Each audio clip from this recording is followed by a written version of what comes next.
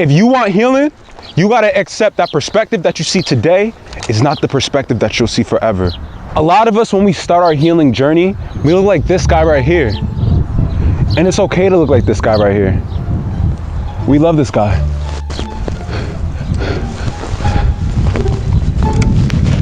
But if you want to be a flourishing tree like this guy right here, you need to focus on the process. You need to fall in love with the process.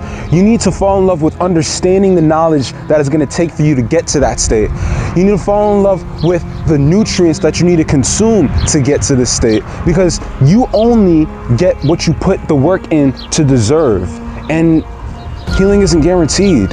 Unlike these trees, we do a lot of unnatural things. And when we move unnaturally, we do not receive our optimal state of being.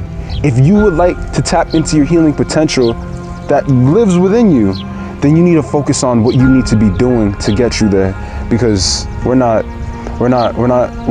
supposed to be going through all of these diseases that most people do. We're not supposed to be going through all of this, the depression and anxiety that most people go through.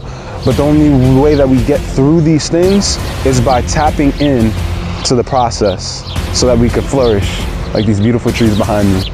Thank you guys for stopping by today. Absolutely love you guys. I just did 10 miles on my bike. This is some of the weights, you feel me? But typically I don't have my weight vest on. Hope to see you guys in the next one, and thanks for stopping by.